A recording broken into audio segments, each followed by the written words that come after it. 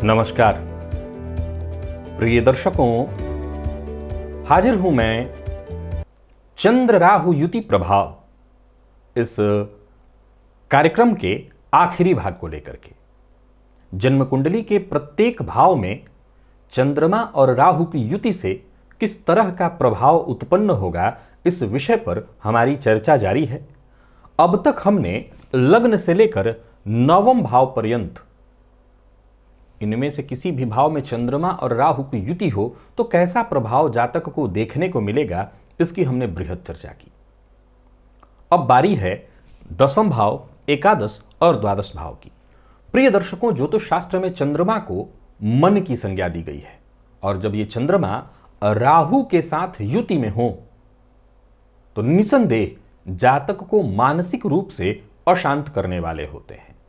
देखा जाए तो यही राहु सूर्य के साथ होकर के कहीं ना कहीं इतना बुरा प्रभाव देने वाले आज के इस परिवेश में नहीं है, लेकिन चंद्रमा मन है और जब वो राहु के साथ होगा तो जातक कहीं ना कहीं मानसिक रूप से अशांत, और ऐसी युति पर यानी चंद्र राहु की युति पर कहीं शनि की दृष्टि पड़ जाए तो फिर उस अवस्था में कहना नहीं कि जातक डिप्रेशन का शिकार अथवा मानसिक रूप से विक्षिप्त भी हो सकता है। आइए हम चर्चा आज सबसे पहले दसम भाव की करें। इसमें तो कहीं कोई संशय नहीं कि चंद्र राहु युति प्रभाव को आप यदि अपनी जन्म कुंडली में देख रहे हैं तो एक बात का सदैव ख्याल रखिए। पहले तो आपको यह देखना चाहिए कि चंद्रमा किस अवस्था में है।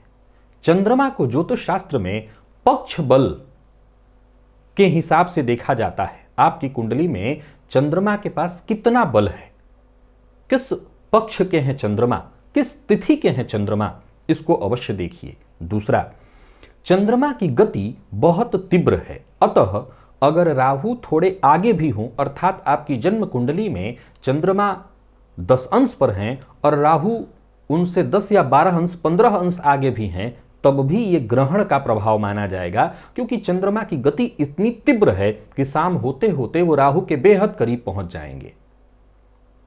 एकमात्र स्थिति है जन्म कुंडली में कि राहु बेहद पीछे हो और चंद्रमा बेहद आगे। हालांकि उस अवस्था में भी जातक कहीं ना कहीं मानसिक अशांति तो देखेगा ही। जैसे राहु मान लीजिए 2 अंश पर हैं और चंद्रमा 22 या 25 अंश पर हैं या 23 अंश पर हैं, तो ये एक ऐसी स्थिति जरूर है जहां चंद्रमा राहु से बहुत आगे निकल चुके हैं। तब मानसिक अशांति कम होगी, लेकिन फिर भी ये बेहद सावधानी से देखना और समझना होगा। आपकी जन्म कुंडली में यदि चंद्र राहु की युति है तो आप इस बात को भली भांति जान लीजिए कि ये योग मानसिक रूप से अशांत करने वाला, माता के सुख को कम करने वाला, घर में कलह कराने वाला, ऐसे जातक को दाम्पत्य संबंधित परेशानी, नींद की कमी, नींद में बोलना, बड़बड़ाना इत्यादि शिकायत भी कई बार होते देखा गया है। अब देखा जाए तो जन्म कुंडली के दसम में चंद्र राहु की युति हो तो सबसे पहले तो जातक को कार्य क्षेत्र में मन नहीं लगता, उसका वो कंटिन्यू एक ही फील्ड में काम नहीं कर सकता। हालांकि कार्य क्षेत्र में ऐसी कोई समस्या नहीं, उसको नौकरी मिल जाती है, एक नौकरी जाए तो दूसरी नौकरी उसको मिल जाती है, लेकिन परेशानी बनी रहती है कि वो किसी भी नौकरी में बहुत मन लगा करके काम नहीं कर पाता। अगर उसके स्वयं का व्यापार हो तो व्यापार में भी कमोबेश यही स्थिति उत्पन्न होती है कि कुछ ही दिनों के बाद उस कार्य से उसका मन ऊब जाता है, उसको लगता है कुछ नया करना चाहिए, कुछ अलग करना चाहिए। ज्योतिष शास्त्र में राहु को ब्रह्म की संज्ञा दी गई है। अब अगर मान लिया जाए कि चंद्रमा और राहु की युति में राहु बेहद बली हो तो वो क्या करेगा कि जातक को ऐसा फील कराएगा, क्योंकि चंद्रमा कौन है? मन के साथ राहु बैठा है तो मन में ऐसी फीलिंग आएगी कि नहीं, मैं जो नौकरी कर रहा हूं, मैं जो काम कर रहा हूं, मैं तो कहीं इससे ज्यादा बेहतर कर सकता हूं। अगर आपकी जन्म कुंडली में ये योग है तो आप आजमा करके देखिए, 120% आपके ऊपर ये घटित होगा कि आपको ये फील होता होगा कि अरे नहीं, ये जो मैं काम कर रहा हूं इससे तो मैं कहीं ज्यादा बेहतर काम कर सकता हूं। और इसी सोच में जातक जो कर रहा है वो भी छोड़ देता है, और फिर दूसरा वो तो वही वाली बात है कि आधी छोड़ पूरी को धावे।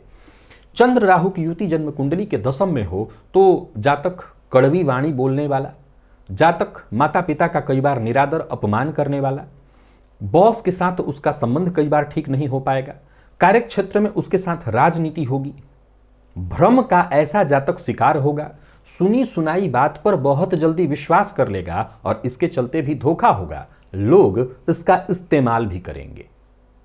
मित्र पर भी अगर ऐसा जातक भरोसा करता है तो यह सोचकर ही भरोसा करे कि इसको मित्र से भी कहीं ना कहीं धोखा मिलने वाला है। तो कुल मिलाकर के जन्म कुंडली के 10वें भाव में चंद्र राहु की युति को बहुत श्रेष्ठ नहीं कहा जा सकता, लेकिन चूंकि ज्योतिष शास्त्र का कथन है कि 10वें भाव में राहु श्रेष्ठ फल प्रदायक है, इसलिए मैंने कहा कि ऐसे जातक की अगर नौकरी चली भी जाती है तो एक नौकरी जाए तो उसे दूसरी नौकरी प्राप्त हो जाएगी। परंतु यहां यह बात सदैव ध्यान रखिएगा कि 10वें भाव में चंद्रमा कोई श्रेष्ठ फल प्रदान करने वाले ग्रह नहीं है। क्यों?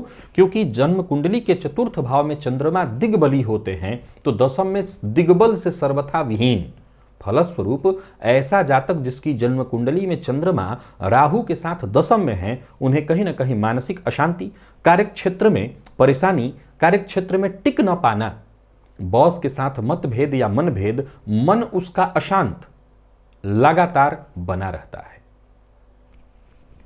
11वां भाव, ज्योतिष शास्त्र का कहना है कि 11वें भाव में वैसे कोई भी ग्रह बुरा प्रभाव नहीं देता, लेकिन एक बात सदैव याद रखिएगा, मैंने अपने कार्यक्रमों में इस बात का सदैव जिक्र किया है कि इसमें कहीं कोई दो मत नहीं कि 11वें भाव में कोई भी ग्रह बुरा प्रभाव नहीं देगा, यह सत्य है, लेकिन हर मामले में नहीं, लाभ के मामले में। हालांकि चंद्रमा के साथ तो एक समस्या है कि ये लाभ को भी उतार चढ़ाव की स्थिति में ला देते हैं, अर्थात चंद्रमा का स्वभाव कैसा है, घटना और बढ़ना।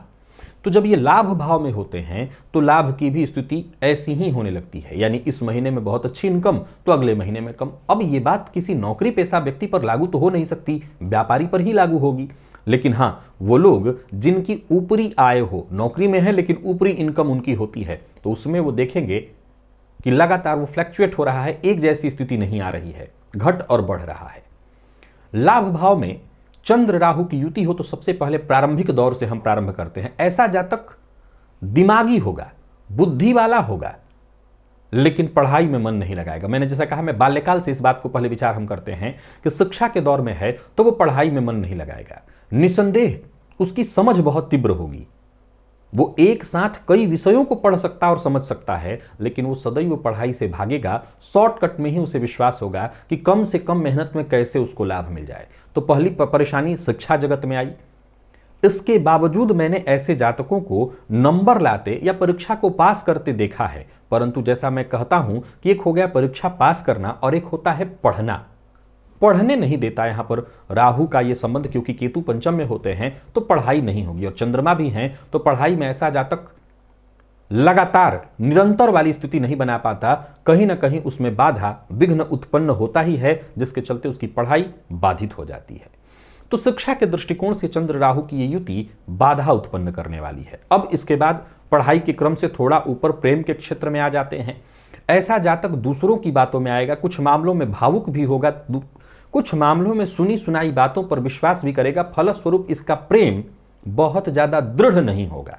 हाँ, जन्म कुंडली में बाकी की कुछ और ग्रह स्थितियां ठीक हो तो बात अलग है, अन्यथा प्रेम संबंध में भी ये बहुत लंबे समय तक नहीं चल पाएगा। या तो प्रेमी की ओर से धोखा, या स्वयं ये किसी न किसी और कारण से, या अपने मन की कमजोरी से, कान का कच्चा होने के कारण, यानी सुनी सुनाई बात पर विश्वास करने के कारण प्रेम संबंध में भी परेशानी उत्पन्न कर देगा और प्रेम संबंध भी इसका टूटेगा। अब उसके बाद जब हम आगे बढ़ते हैं तो प्रेम संबंध के बाद बारी आ जाती है दाम्पत्य जीवन। सीधी सी बात है कि कमोबेश थोड़ी बहुत मतभेद और परेशानी, क्योंकि राहु की दृष्टि सप्तम पर यहां से हो जाती है, तो दाम्पत्य जीवन में भी इसकी परेशानी होती है। लेकिन 100% हम इस बात को नहीं कहेंगे, क्योंकि संभव है कि सप्तम पति बहुत मजबूत स्थिति में हो तो कमोबेश दाम्पत्य बहुत खराब तो नहीं, लेकिन मतभेद होता है।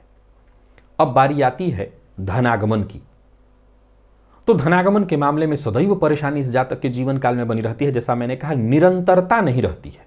इस महीने बहुत अच्छा आया तो अगले महीने कम हो जाता है। नौकरी पेशा है तो बस यही है कि एक लिमिट आया है तो ठीक है, बंधा बंधाया है, लेकिन अगर ऊपरी इनकम आती है तो उसमें भी कमी बेसी बनी रहती है। बड़े भाई बहनों के साथ ऐसे जातकों के संबंध कोई बहुत मधुर नहीं कहे जा सकते। बड़े भाई बहन क्यों कहें, जो भी इसके जीवन काल में इससे बड़ा है वो उसके साथ भी कहीं ना कहीं संबंध बहुत अच्छा नहीं बना पाता, बचा पाता। अब यहां बैठे राहु जो एक अच्छा कर सकते हैं वो यही है कि लाभ के रास्ते कमोबेश वो बनाते हैं, क्योंकि कालपुरुष की कुंडली में अगर देखें तो यहां पर कुंभ राशि बनती है। फलस्वरूप लाभ के रास्ते वो बनाते हैं। जरूरी नहीं है कि हर बार वो अच्छी इनकम हो, परंतु इनकम के रास्ते राहु जरूर बना करके रखते हैं, लेकिन वहां भी चंद्रमा के साथ होने के कारण जातक मानसिक रूप से अशांत और इनकम एक जैसी नहीं हो पाती। और अगर हम जन्म कुंडली के 12वें भाव में चंद्र राहु की युति को देखें, हाँ 11वें में भी अगर आप देख रहे हैं तो इस बात को जरूर ध्यान रखिएगा कि मैंने जितनी बातें कही हैं, चाहे अच्छा कहा या बुरा, हमेशा यह ध्यान रखिए कि दोनों के बीच की दूरी को तो देखिए ही, देखिए इसमें कहीं कोई संशय नहीं। मान लिया जाए ये चंद्रमा बेहद कमजोर हो, मृत अवस्था में हो और राहु अंश बल से बली हो, तो चंद्रमा के प्रभाव कमजोर होने के कारण जातक मानसिक रूप से अशांत रहेगा, लेकिन इसके बावजूद वो धन अर्जित करेगा। सही काम हो सकता है वो न करे, लेकिन धन अर्जित करेगा, ये अच्छी बात है। परंतु अगर चंद्र राहु की युति है और चंद्रमा के पास भी बल है तो वो मानसिक रूप से अशांत तो रहना ही रहना है। 12वें में अगर देखें तो चंद्र राहु की युति को 12वें में भी कुछ बहुत श्रेष्ठ नहीं कहा गया है। ऐसे जातक जिनकी जन्म कुंडली के 12वें भाव में चंद्र राहु की युति हो, नेत्रजन्य पीड़ा से पीड़ित होना, छोटे मोटे रोग लगातार उनके जीवन काल में बने रहना, जातक को सदैव भ्रामक रोग होना, नजर लगना, टोना टोटका, क्योंकि चंद्रमा राहु के साथ है तो चंद्रमा राहु के साथ होने के कारण टोना टोटका, नजर लगना, ये कहीं ना कहीं व्यापक रूप से इसका प्रभाव मन पर पड़ता है। मैंने इसका एक बड़ा गजब का उदाहरण आप लोगों को दिया था कभी कि अगर सेना और मिलिट्री वाले, क्योंकि उनका कई बार वो उनको बना ऐसा दिया जाता है कि वो परिवार के साथ, पत्नी के साथ भी कई बार बहुत क्रोध बर्ताव करने लगते हैं, गुस्सैल स्वभाव का, उनको बनाया ही वैसा जाता है। कहीं ना कहीं उनकी ट्रेनिंग ऐसी होती है कि प्रेम बहुत हद तक शून्य उनको कर दिया जाता है। तो उस अवस्था में उनके दाम्पत्य जीवन में परेशानी होती है, लेकिन वशीकरण का कोई भी प्रयोग उन पर बहुत ज्यादा काम नहीं कर पाता। कारण भावनात्मक रूप से उनकी जो भावनाएं हैं उन्हीं पर तो सारा चोट होता है। सारा चोट एक मिलिट्री ट्रेनिंग में यही तो होता है कि उनकी भावनाएं ही दबा करके समाप्त कर दी जाती हैं, तो कोई विशेष प्रभाव ही उनके ऊपर नहीं होता है। तो चंद्रमा और राहु की युति में मन कमजोर होता है, फलस्वरूप ऐसे लोगों पर तंत्र प्रयोग का होना, मानसिक रूप से ऐसे जातक का अशांत होना, दूसरों की बातों में आकर के गलत कार्य करना। ऐसे ही बच्चों में आप देखेंगे कि 4 बच्चे हैं, गलती करेगा कोई और पिस जाएगा ये बच्चा। तो चंद्र राहु की युति में दूसरों की गलती भी भोगना इसे पड़ता है। चंद्र राहु की युति 12वें में हो तो ये कई तरह की परेशानियां, स्वास्थ्य से संबंधित सबसे ज्यादा परेशानी, व्ययाधिक जीवन काल में बना रहता है। व्यय को लेकर के तमाम तरह की परेशानियां जातक के जीवन काल में आती हैं। कोई ना कोई परेशानी हर समय उसके जीवन काल में बनेगी। धन संचित वो चाह करके भी नहीं कर सकता, धन आएगा और चला जाएगा।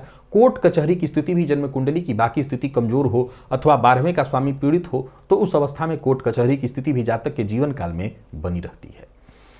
कुल मिलाकर के हमने जन्म कुंडली के आज 12वें भाव में चंद्र राहु के प्रभाव को जान लिया। प्रिय दर्शकों, 12वें भाव की स्थिति को तो आपने समझ ही लिया। ये 12वां भाव व्यय भाव है। असल में देखा जाए तो 12वें भाव में पापक ग्रह को अच्छा कहा गया है, लेकिन कुछ दिन पूर्व ही बताया था कि शनि वहां हो तो कहीं ना कहीं थोड़ी परेशानी दे ही देते हैं, संतान सुख में कमी ला देते हैं, जातक के जीवन काल में मित्रों का साथ नहीं होता। तो राहु भी तो शनिवत हैं, 12वें में जाकर के हो सकता है कई मामलों में शत्रुओं पर यह विजय दिलाने के लिए आपको प्रोत्साहित करें, अग्रसर कराएं, लेकिन मिला जुला करके ऐसा जातक परेशान तो रहता ही है, मानसिक रूप से अशांत तो रहेगा ही रहेगा। अब जो जीवन काल में अपने शत्रुओं पर विजय हासिल कर रहा हो तो विजय हासिल होती कैसे है? लड़कर। तो लड़ने वाला व्यक्ति कभी शांत कैसे हो सकेगा? तो चंद्र राहु की युति को 12वें में भी बहुत श्रेष्ठ नहीं कहा जा सकता, बल्कि मैं तो 12वें में ये कहूंगा कि ऐसा जातक मानसिक रूप से विशेष अशांत होगा। और कहीं से ऐसी युति पर अगर शनि की दृष्टि पड़ जाए तो फिर ऐसा जातक मानसिक रूप से अशांति के साथ डिप्रेशन का शिकार होगा।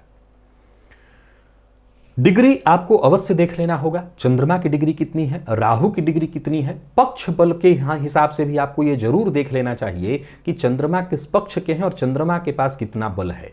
क्योंकि हमेशा यह याद रखिएगा कि जन्म कुंडली का चाहे कोई भी भाव हो, हर भाव से जहां बुराई जुड़ी हुई है वहां से आपके जीवन की अच्छाई भी जुड़ी हुई है। जन्म कुंडली का 12वां भाव अगर कई तरह की परेशानियों को दिखाता है तो यह मुक्ति का भाव भी है, रोग से मुक्ति का विचार भी इस भाव से होता है। तो यह जरूर देखना चाहिए कि 12वें भाव के स्वामी की स्थिति कैसी है, चंद्रमा के पास अंशबल कितना है, चंद्रमा पक्षबल से कैसे हैं, शुभ ग्रह हैं या पापक ग्रह हैं, और राहु तो साथ है ही, तो मानसिक अशांति तो देखने को मिलेगी ही मिलेगी। अब मैंने कहा था कि जब मैं 12वें भाव के प्रभाव को बताऊंगा तब उसी समय कुछ उपाय बताऊंगा। प्रिय दर्शकों, चंद्र राहु की युति में चंद्र ग्रहण योग है, ये आमतौर पर इसकी शांति कराई जाती है, विधि है, उसकी शांति होती है, एक तरीका ये है। दूसरा, जो सबसे तरीका असल आराम है, आसान है, जो आप कर सकते हैं, जो आराम से कर सकते हैं, जिसमें किसी तरह का कोई खर्च नहीं है, वो क्या है?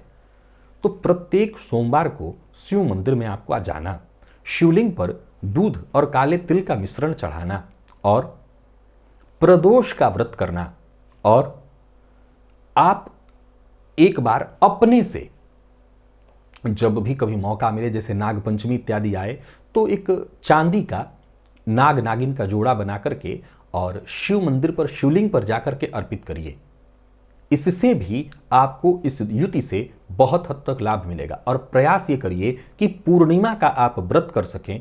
प्रत्येक माह की पूर्णिमा को चंद्रमा को सायंकाल दूध से अर्घ्य दीजिए, माता का सम्मान करिए, रात्रि में बहुत विलंब तक न जगिए, चंद्र राहु की युति हो या सूर्य राहु की, झूठ बोलने से बचिए। झूठ बोलने से भी ये दुर्योग और ज्यादा प्रभावी हो जाता है।